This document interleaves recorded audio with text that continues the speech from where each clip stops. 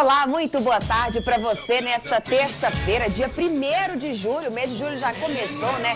Já são 20 dias de Copa do Mundo e aquele sentimento de fim de Mundial já começa a aparecer, né? Ontem mais 2 grandes jogos, né? Os europeus contra os africanos e os europeus foram mais categóricos, conseguiram as 2 vagas aí para as quartas de final, França e Alemanha. Também vamos falar como foi o dia da seleção brasileira nesta manhã. O Fernandinho disse que essa história de emocional não existe dentro do grupo. Então, se não existe, gente, o que está acontecendo dentro da seleção brasileira? E também vamos falar muito sobre o caso Luiz Soares. Pela primeira vez, né, o jogador se pronunciou e pediu desculpa ao Chiellini. E também outros assuntos, né? Hoje mais 2 jogos vão acontecer. O primeiro já está acontecendo, né? A Argentina está jogando e a gente vai falar sobre o jogo de 5 horas da tarde. Cleison Teixeira aqui, mais uma vez, ao meu lado, Cleison. E cada dia que passa, mais jogos interessantes, né, acontecem nessa Copa do Mundo. E o de ontem, você classifica qual jogo foi melhor? Muito boa tarde. Boa tarde para você, Luciana. Boa tarde aos amigos que nos acompanham, né, aqui no Brasil Esportes pela Rede Aparecida. Olha, eu gostei muito do jogo da Alemanha com a Argélia, né? Até porque o jogo da França com a Nigéria teve algumas emoções, foi um jogo também bem disputado, mas a França depois conseguiu um placar tranquilo de 2-0, né, nos minutos finais da partida. Já o jogo Argélia e Alemanha foi uma partida cheia de alternativas. Um primeiro tempo onde a Argélia dominou, criou muitas oportunidades de gol. O segundo tempo foi todo ele dominado pela Alemanha. 0-0 no tempo normal, aí vem a prorrogação, a Alemanha abre 2-0, terminaria tranquilamente o jogo, mas a Argélia faz um gol nos minutos finais da prorrogação e ainda termina a partida atacando a seleção da Alemanha. Então, para mim, o melhor jogo de ontem foi o confronto entre Argélia e Alemanha. E mais uma vez, né, os africanos estão mostrando força aí na Copa do Mundo. Argelinos, né, e nigerianos ontem se destacaram. Estão eliminados, mas conseguiu deixar a sua marca na Copa do Mundo. Vamos direto agora para Grande Comari, gente, porque o goleiro reserva Vitor é o que fala nesta manhã. Vamos ouvir o que ele está falando neste momento. Anos trabalhando juntos. Queria que você falasse um pouco sobre o Carlão, que no final das contas é o principal responsável ali pela atuação do Júlio, pela forma de você, do Jefferson. Como é que é o trabalho com o Carlão para a Cidade? O Carlão é referência no que diz respeito a treinamento de goleiros, né? Treinador que já foi campeão do mundo, treinou goleiros do nível do Marcos, do Dira, do Rogério. Então é uma referência para nós. Então é um cara que tem muita experiência para nos passar, para compartilhar, né? E isso reflete diretamente no nosso desempenho, né? Então a figura do Carlão é importantíssima para que não só o Júlio, né, esteja nessa condição, mas também eu, o Jefferson, estejamos na mesma condição que o Júlio, e qualquer um que entrar, ele mesmo diz que estará tranquilo, né, caso isso aconteça, até pela preparação e por tudo aquilo que os 3 goleiros vêm fazendo durante esses dias aqui de preparação. Vitor, boa tarde. Boa tarde. Uma da pergunta do colega ali de Minas, você passou por várias situações na Libertadores de tensão, de pressão, pênalti. Você já jogou num grupo tão emotivo como esse? Bom, o pessoal está colocando essa questão emocional como um peso. Eu não vejo dessa forma. Eu vejo isso vejo que os jogadores estão vivendo essa Copa do Mundo de uma forma muito intensa.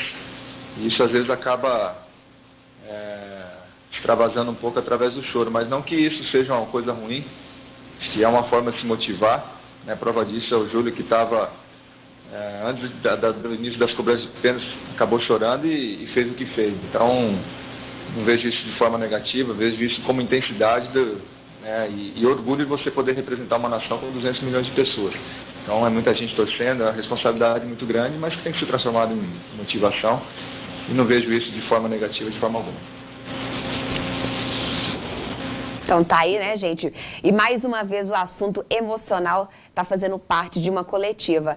E Cleison, às vezes a gente fica, né, com com essa mania de a gente falar, não, jogador não tem que chorar, essa é a realidade, jogadores que estão acostumados, né, nessas situações, vários jogadores da seleção brasileira fazem parte da Champions League, de campeonatos de alto escalão, né? De alto nível. É alto nível. Você acha que a gente tem que insistir nesse assunto de emocional? Você acha que as pessoas estão querendo maquiar um pouco o principal, que é o campo, e deixando o lado cabeça ficar acima do futebol? Eu também acho que quando se toca muito nessa questão emocional, você foge desse ponto central, que é discutir as deficiências técnicas e táticas que a seleção tem apresentado. Falar do emocional é muito subjetivo, porque cada um reage de uma forma diferente. Alguns reagem à situação de pressão sorrindo, outros até ficam mais calmos, porque sabem que passar emoção, demonstrar algum tipo de emoção não é bom. Outros choram, uns choram de tristeza, outros de felicidade, enfim. Acho que isso para mim também, eu acho que não vejo isso como um problema, nem também gosto de ficar batendo tanto nessa tecla, até porque o choro normalmente faz parte do brasileiro em si. Nós vimos nosso grande esportista, talvez, o Pelé já chorou muitas vezes, Pelé chorou quando fez 1000º gol, Pelé chorou quando ganhou a Copa do Mundo, o Ayrton Senna chorou quando ganhou uma corrida aqui no Brasil, algo que ele não conseguia, ele venceu em São Paulo, ele chorou, foi às lágrimas, extravasou, era um cara acostumado a títulos, a vitórias, né? Então, isso depende muito, eu acho que isso falar disso e colocar isso como ponto principal hoje no Brasil, eu acho que isso é bobagem, eu acho que o que tem que discutir mesmo é a questão de campo, a questão tática da seleção brasileira, que aí sim está devendo. A gente vai falar ainda sobre isso aqui no programa. Bom, a seleção brasileira vai treinar hoje, na parte da tarde, né? Mas o André vai mostrar para vocês o que teve ontem lá na Granja Comari.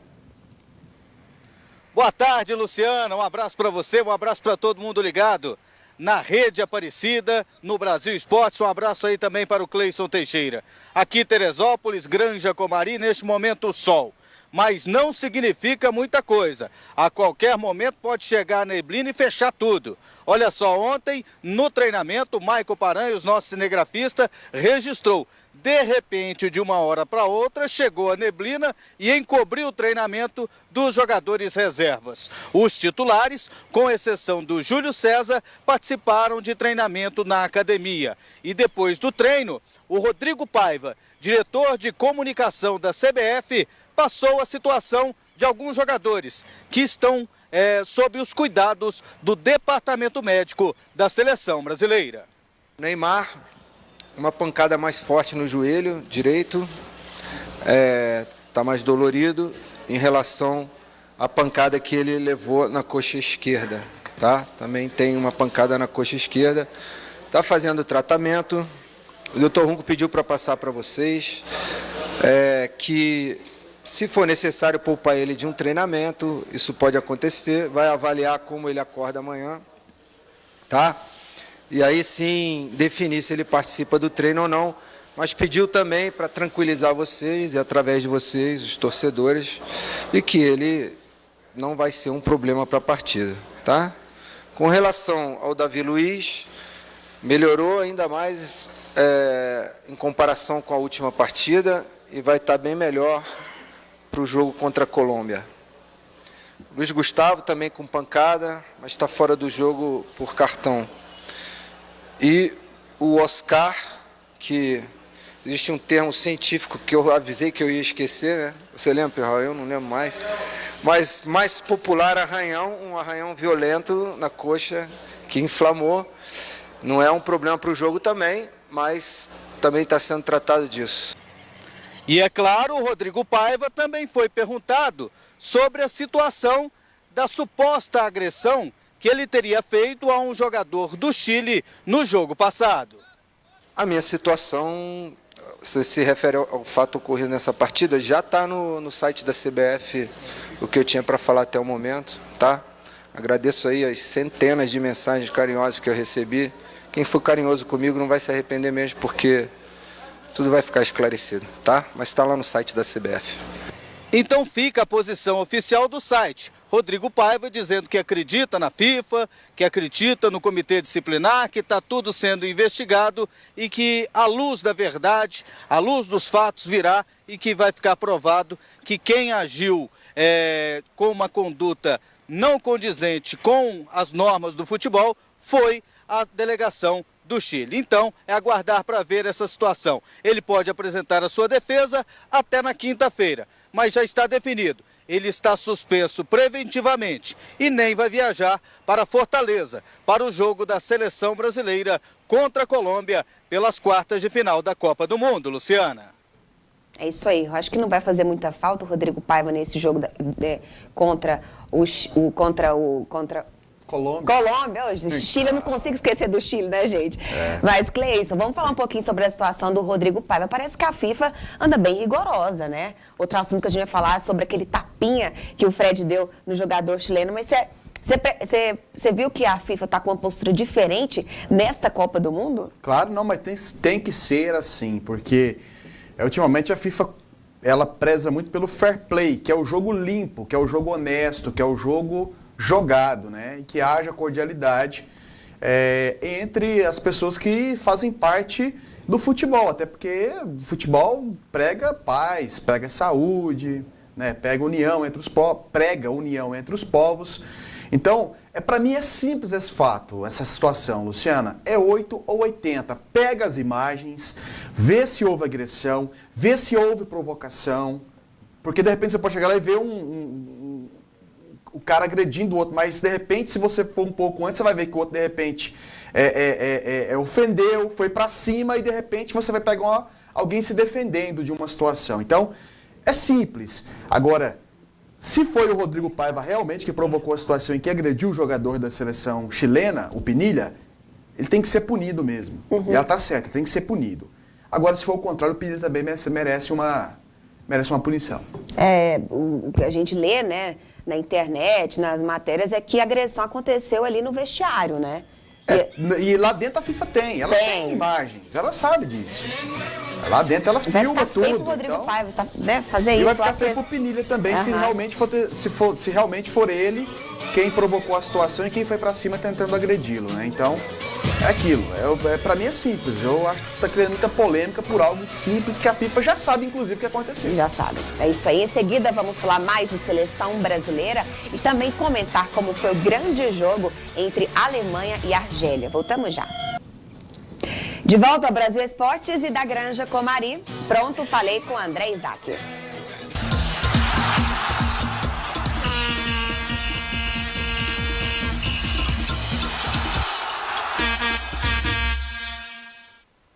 Muito se falou do chororô da seleção brasileira no último jogo contra o Chile. E esse é um dos assuntos que mais circula aqui no meio da imprensa na Granja Comari. Eu considero que foi exagerado. Está sendo exagerado desde o hino nacional e foi exagerado na hora da cobrança de pênaltis.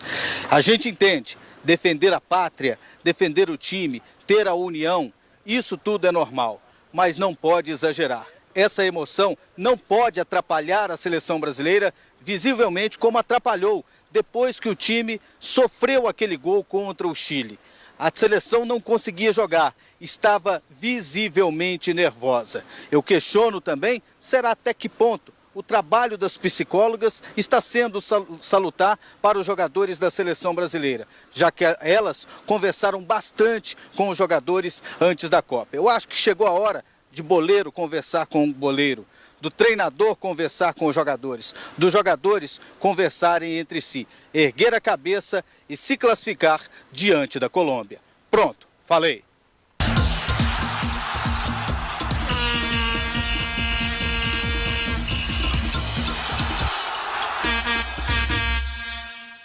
É isso aí. Antes da gente falar sobre o jogaço da Alemanha ontem contra a Argélia, Cleison, tem gol aí, Argentina e Suíça? Não, 0-0 ainda, 32 no primeiro tempo, lá na Arena Itaquera, o Itaquerão, em São Paulo. Argentina 0, Suíça 0. Então, a Suíça se defende muito, né? Uma seleção, né, que mal consegue passar do meio campo, e a Argentina com dificuldades de organização na parte ofensiva. Então, o jogo, por enquanto, não está muito bom, não.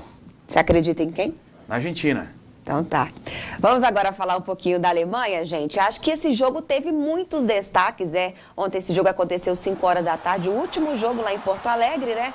Destaques para o goleiro, Manuel Neuer, né? E também para o outro goleiro, o Boli, da Argélia. E a gente pode perceber, Cleison, que o Manuel Neuer, né, ele saiu muito da sua parte, da sua área, né? Ele quase virou um zagueiro, né? E aí o Boli, ele foi o responsável, um dos responsáveis por levar esse jogo para a prorrogação. Uma certeza essa Copa já é dos goleiros também, né? Com certeza, nós temos goleiros saindo como destaque, né, nos jogos da Copa do Mundo. Boa parte dos jogos da Copa, os goleiros saíram como destaque, né? Então, o Júlio César, por exemplo, foi o destaque da seleção brasileira. Nós tivemos o goleiro da seleção da Costa Rica, o Rojas, saindo também como, aliás, o Navas, saindo como destaque, né? Da seleção costarriquenha. Já tivemos outros grandes goleiros, o Choa como destaque da seleção do México. Do Chile, o Bravo, né? O Bravo no Chile. Agora o Boli na seleção da Argélia. O próprio Manuel Neuer fazendo também uma boa partida, jogando, como você destacou, como um líbero na parte defensiva, né? Porque líbero, a seleção avançava um pouco mais, fazia a linha, né? E normalmente o Neuer ficava responsável por fazer esse líbero, esse papel de líbero, saindo muitas vezes dentro da grande área. Então, realmente uma situação interessante, porque a Alemanha não joga dessa forma, né? O futebol alemão em si não é desse jeito. Mas a gente viu a seleção alemã se posicionando de uma forma até, eu achei meio estranho isso, eu não achei isso muito legal não. Sinceramente, se a Alemanha jogar dessa forma contra seleções com jogadores de nível técnico um pouco maior, o Neuer, inclusive, pode ser surpreendido, porque tem muito jogador com habilidade suficiente para fazer gol do meio campo. Esse foi o pior jogo da Alemanha até o momento? Não foi uma boa partida por parte da Alemanha, não. A Alemanha não conseguiu realizar um bom jogo. Né? Ela teve dificuldades na partida, muitas dificuldades, inclusive foi bastante criticada. E com méritos, essas críticas, né? Ela mereceu ser criticada porque não viveu uma boa tarde e noite ontem, não. É isso, a Alemanha que joga contra a França, né? França. E tem favorito nesse jogo, depois do que a gente não viu a França jogando, porque a França só jogou no segundo tempo. A Alemanha, ela entra como favorita, por tudo que fez antes da Copa e por tudo que fez ao longo dessa Copa do Mundo, apesar da partida de ontem contra a seleção da Argélia, mas que ela venceu. Na prorrogação, acabou garantindo classificação. A Alemanha é favorita. Agora, eu particularmente, eu aposto na classificação da França. Eu aposto em semifinais Brasil e França, do outro lado, Holanda e Argentina. É isso aí. E ontem não foi só a Alemanha que chamou a atenção, claro, a Argélia também. O jogador Bogorra falou sobre esse jogaço. A partida que tinha que ter feito, eu estou orgulhoso da partida que fiz, das pessoas, de toda a equipe, trabalhamos duro, tivemos a boa condição e acho que a gente mostrou ao mundo inteiro que a Argélia tem uma grande equipe, tem que ser respeitada e que o valor dos jogadores argelinos tem que aumentar no mundo inteiro e graças a Deus, todo esse público, os brasileiros que nos aplaudiram. Você acredita, você já tinha passado pela sua cabeça essa força da Argélia? Não. A Argélia, para mim, ela se classificou num grupo onde ela não teria condições de se classificar. Mas entendo que a experiência na Copa passada de 2010 e esse grupo montado deram à Argélia essa condição de surpreender, de chegar às oitavas de final da Copa do Mundo e de pressionar uma seleção gigante como a Alemanha. Isso aí. Depois de ouvir o Vitor falando, agora do Ramires. Ramires está falando lá na Granja Comari. Vamos acompanhar um pouquinho. É importante essa união, porque no momento que a gente estava ali, a gente sabe que é complicado. Então, o Neymar acabou fazendo o dele e na outra batida o Jara acabou batendo na trave e a gente acabou classificando. Mas eu acho que ele é importante por isso, na hora que precisa dele, ele sempre está ali para ajudar a seleção. Ramires, aqui no fundo, acenando para você, tudo bem? Boa sorte na sexta-feira. Não sei se você já teve a oportunidade de jogar com o James Rodrigues lá na Europa, mas enfim, ele, de certa forma, está impressionando na Copa pela habilidade, pelos gols, pelos momentos dele nesse Mundial. Você já imaginava que ele pudesse ser isso tudo? E se hoje ele já rivaliza até mesmo com o Neymar, como o craque da competição? Eu não cheguei a jogar contra, né? Mas eu acompanho, na época quando ele estava no Porto ainda, eu acompanhava ali, eu acompanho o campeonato português, então eu já tinha visto ele jogar, né? E vi que ele tinha qualidade, teve qualidade, E agora na Copa aí tá fazendo uma excelente Copa, né?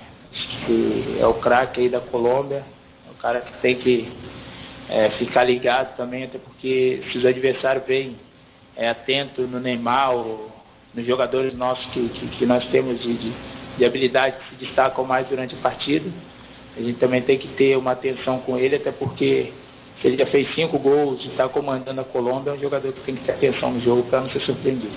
Tá bom. Boa tarde, Ramírez. Tá aí, gente, coletiva do Ramírez. E o Rames Rodrigues, você sabia que ele é gago? Não, é sabia, gago, morre de vergonha de dar entrevista. Então... Mas joga bola, tá, né? Joga, o importante é resolver dentro de campo. Agora, é interessante a carreira desse rapaz. Ele foi profissional com 14 anos, foi profissionalizado com 14 anos de idade. Aos 14 anos ele já jogava em equipes profissionais da Colômbia. Então começou muito jovem, tem 22 anos apenas, mas 8 anos de futebol profissional. Então já traz consigo uma certa experiência, né? Um jogador de muita qualidade. Ele não é tão participativo nos jogos. Mas quando ele aparece em lances, ele é decisivo, e quando né? aparece é decisivo. Então, por isso tem que ter atenção realmente com esse tipo de jogador. Porque, normalmente, o cara, por não ser participativo, você vai deixando meio de lado. E aí o cara é talentoso. Quando ele pega uma bola em boas condições, ele define, né?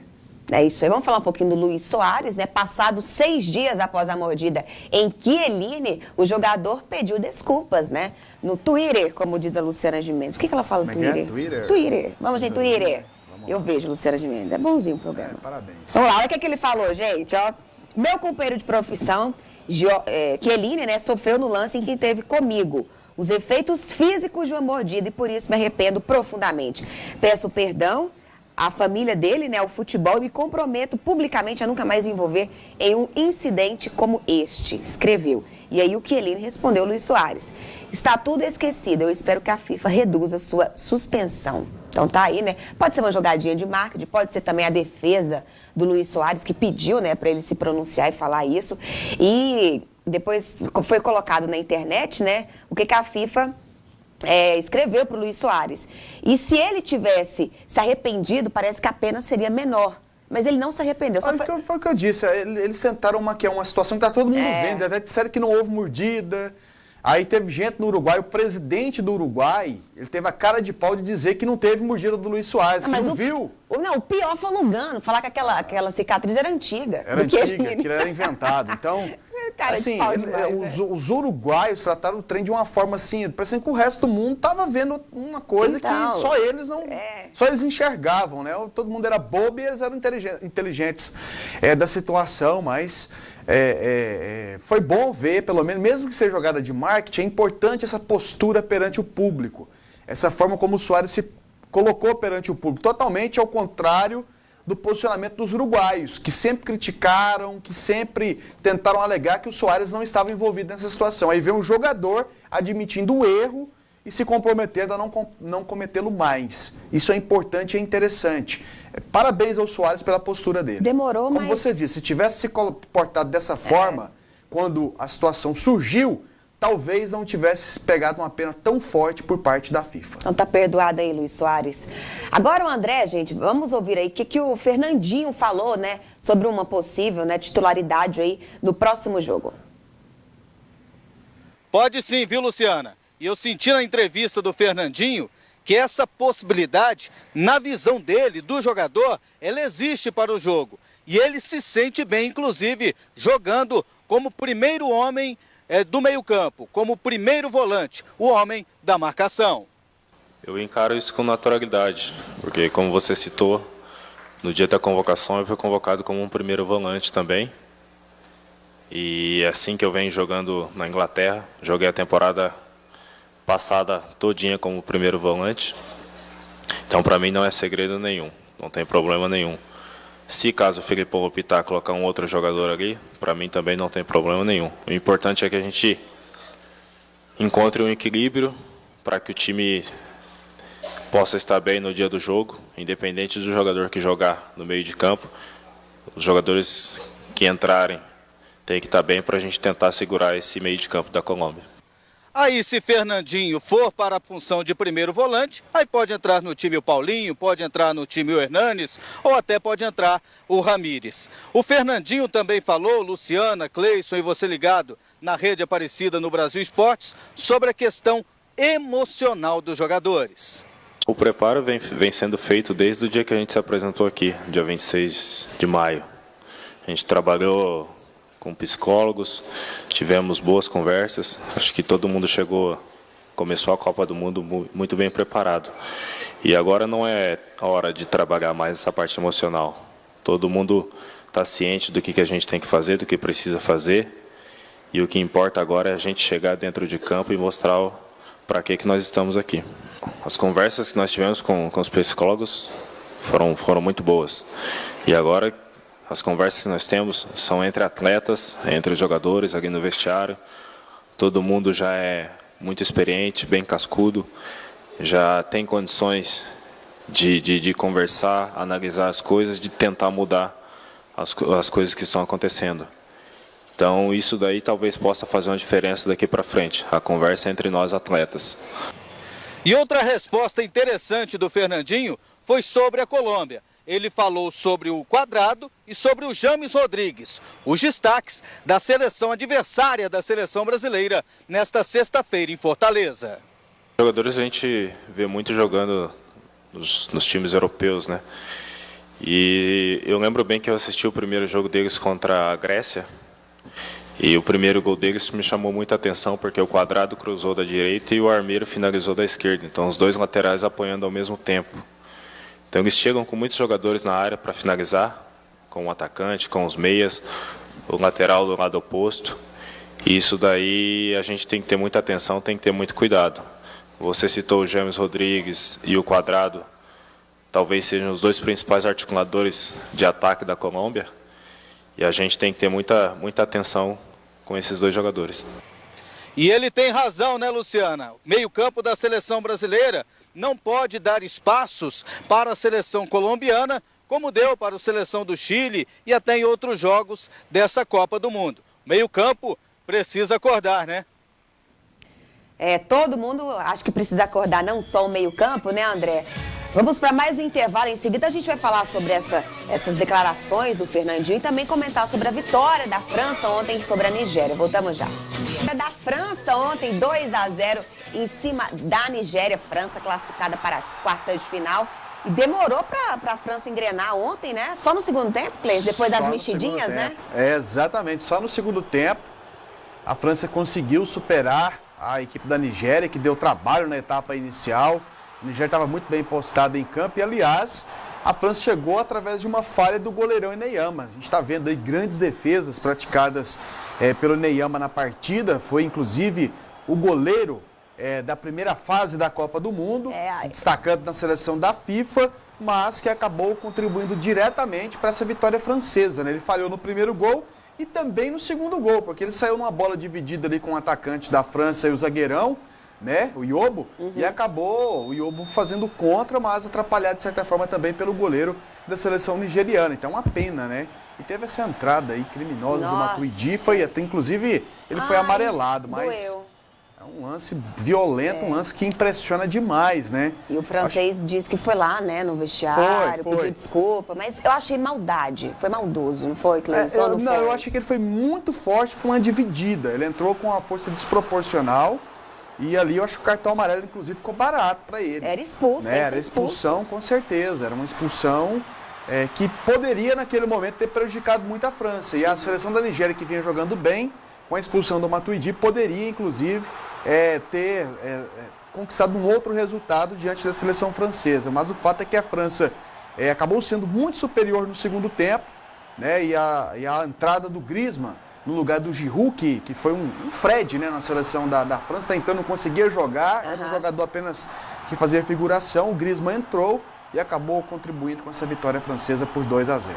É isso aí, que no próximo Pogba jogo... fez esse gol, né, um belo gol de cabeça. Aliás, fez uma boa partida ontem também, foi inclusive o melhor jogador em campo, esse volante que é jovem e joga no futebol italiano, é jogador da Juventus de Turim. Muito bom. E depois o Griezmann, inclusive, participando desse segundo gol contra do Yobo, e a seleção francesa vencendo por 2-0. É isso aí. Dá para você falar assim, quem foi melhor até o momento, França ou Alemanha? Quem jogou mais? Quem mostrou mais técnica? No geral, a França, aliás, a Alemanha, ela mostrou um melhor futebol. não jogou bem ontem, teve uma certa dificuldade na partida contra a Gana, onde ela acabou empatando e venceu os Estados Unidos também num jogo onde já estava praticamente classificado, o empate classificava as duas seleções, mas depois ela acabou vencendo. A seleção da França, ela vem, com exceção daquela partida contra o Equador, onde ela empatou também na última rodada, fase de classificação, teve dificuldade ontem contra a Nigéria, mas depois venceu por 2-0. Mas, no geral, a seleção alemã me parece ter um elenco mais qualificado, em que pese ela pode perder pelo menos 3 jogadores, uma é certeza, né? Não sei se você vai destacar aí, mas o Mustafi foi cortado, né? O zagueirão, ele que substituiu inclusive o Hummels, que está gripado, Hummels que pode também não enfrentar a França na sexta-feira.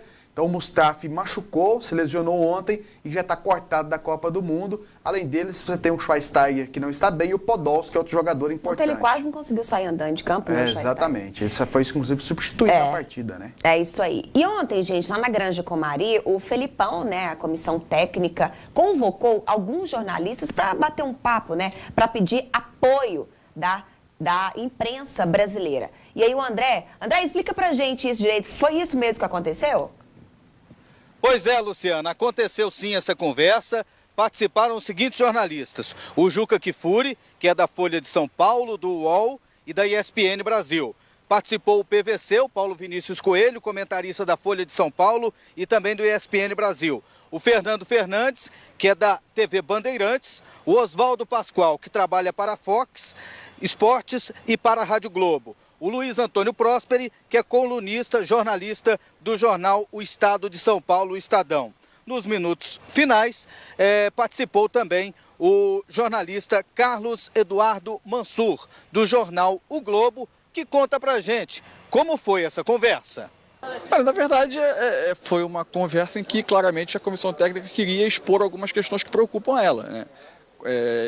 E aí eu costumo dizer, quando a comissão técnica da seleção chama jornalistas para conversar sobre algumas questões, ela quer expor algumas questões que preocupam e quer ver isso debatido na imprensa da maneira que ela gostaria. Ora, obviamente, isso só acontecerá se a imprensa julgar pertinente esse ponto de vista, né? Por exemplo, uma das grandes preocupações é a questão de arbitragem. A comissão técnica parece convencida de que há um desejo da FIFA, digamos assim, de que o Brasil não seja o vencedor da Copa do Mundo. A mim, essa visão não convence, assim, eu não compartilho desse ponto de vista de forma alguma. Tanto que se houvesse um complô, como deseja ver a comissão, como diz a comissão técnica da CBF, acho que a estreia do Brasil não teria acontecido da forma como aconteceu com o lance do Fred. Acho que a repercussão desse lance é normal ter acontecido aqui no Brasil, porque é um jogo da seleção. Tudo que acontece no jogo da seleção, na imprensa nacional, ela ganha uma repercussão maior. Fernando Fernandes, repórter da TV Bandeirantes, também conta como foi essa conversa. É cotidiano, cara. Quem está acostumado com o dia a dia da seleção brasileira sabe que é assim. O Filipão tentou descer 2, 3 vezes aqui, mas o volume de jornalistas é muito grande, né? Então é difícil você estabelecer. Quando a gente viaja muito com a seleção, principalmente quando está fora do Brasil, essas conversas no hall de hotel, é comum, cara. Não foi uma entrevista, foi um bate-papo. É lógico que é uma conversa toda em on, para quem não sabe, é uma coisa que não existia reservas, em alguns pontos até se pediu que algumas coisas o cara te fala para você balizar o teu pensamento, teu raciocínio, a tua linha de trabalho, mas foi uma conversa aberta, cara. Sim, como é que a gente ia botar os 500 jornalistas que estão aqui para conversar? Tem que ser uma entrevista coletiva, e não foi o caso, né? Eu tendo até essa questão da relação repórter-treinador. Agora você entende repórter também, né, Fernando? O que você pode falar assim para o nosso telespectador? O que você sentiu do Felipão para esse jogo contra a Colômbia? Ele está preocupado? Como é que ele está? Existe sim uma preocupação com o comportamento dos jogadores, a carga emocional é muito grande, então há uma preocupação em ter um equilíbrio entre a emoção e a razão. Tendo esse equilíbrio, talvez o desempenho em campo melhore, porque há um reconhecimento da própria comissão técnica, de todos nós, e quem está em casa, quem está no boteco, quem está no trabalho, quem está no táxi, que a coisa não está caminhando como de repente deveria. Mas o resultado está vindo, você olha as outras seleções aí, a Alemanha pastou, a Espanha foi para casa, a França teve dificuldade, então, essa Copa, muitos gols e extremas dificuldades, cara. E nessa conversa, o técnico Luiz Felipe Scolari deu a entender que não vai mudar o esquema de jogo. A tendência é mesmo o Fernandinho jogar como primeiro volante e aí entrar um segundo, Paulinho, Ramires ou Hernanes. E aí, Cleison, você acha que foi uma demonstração de fraqueza por parte do Felipão? Você acha que outro técnico que está nessa Copa do Mundo, né, faria isso? Não, assim, é característica do Felipão. É um dos treinadores que gostam de resenhar, de conversar com parte da imprensa. Isso não é novidade, não. De repente, para o torcedor, para o telespectador, isso pode ser novidade, mas não é. Você já trabalhou no clube de futebol, já tive a oportunidade de trabalhar como repórter também, conviver, isso é normal. Essa conversa, esse bate-papo entre treinador e imprensa é a coisa mais normal que existe, muitas vezes, né? Então, o Felipão já tinha destacado que ele gostaria de ter conversado com alguns jornalistas ao longo da preparação, mas como foi destacado, inclusive, aí pelo Fernando Fernandes, ele tentou, mas muita gente ele acabou desistindo. De repente, chamou os mais próximos para conversar. Eu não acho fraqueza, não, mas entendo também que ele quer algumas situações. A gente vê muito da imprensa sul-americana, de outras seleções, que há uma participação efetiva da imprensa com relação à seleção. Até ufanismo demais, eu acho isso exagerado. Mas, de repente, o Felipão quer que a imprensa participe mais cobrando algumas situações que ele acha que a seleção está sendo prejudicada. E conhecendo a imprensa brasileira, ele não vai conseguir isso, não. Quando a gente achar que merece crítica, que merece, a gente vai falar. Agora, para ajudar, por ajudar, sim, para poder fazer pressão, não. Vambora, Cleison? Vamos. Voltamos amanhã, 15 da tarde. Dança, tchau. Luciana. Vamos lá. Não.